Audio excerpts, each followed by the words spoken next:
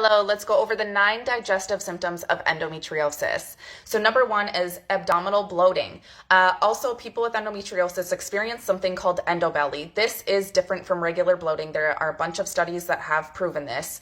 And what that is just really, really bad bloating where the stomach becomes distended, often several pant sizes, and it's hard as rock and really, really uncomfortable and sometimes painful as well.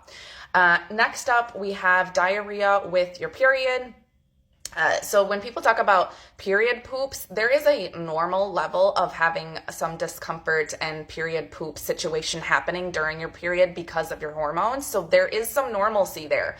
But if you're experiencing something that's like super, super chronic and really, really painful, debilitating you, keeping you from going on about your normal day, that's probably considered problematic and something you should investigate. Next up, pain with bowel movements. So same thing as what I just kind of was talking about.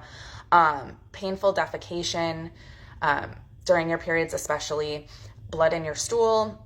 Also, like during your period, especially, that's like with all of these, but any of these things can happen also outside of your period and still be potentially associated with endometriosis, truthfully. Next up would be nausea and stomach upset. Especially with periods, but also outside of, because I actually had one of the worst symptoms I have and the hardest for me to control is nausea. And I have had that since I was really, really young. I remember it as young as like 5 or 7, which was when my bloating problems really started getting problematic too. So just FYI.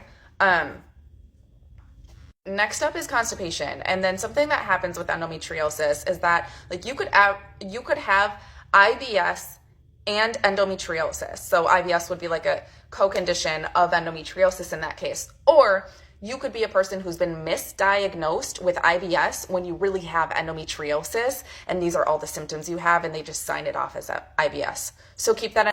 Okay, but here's what I need you to do. I built this really cool thing, and it's called the Bloated Belly Mini Course. You can find out more about it by heading to my bio, and there's a link there, and you can click on that and find out more information. So please do that.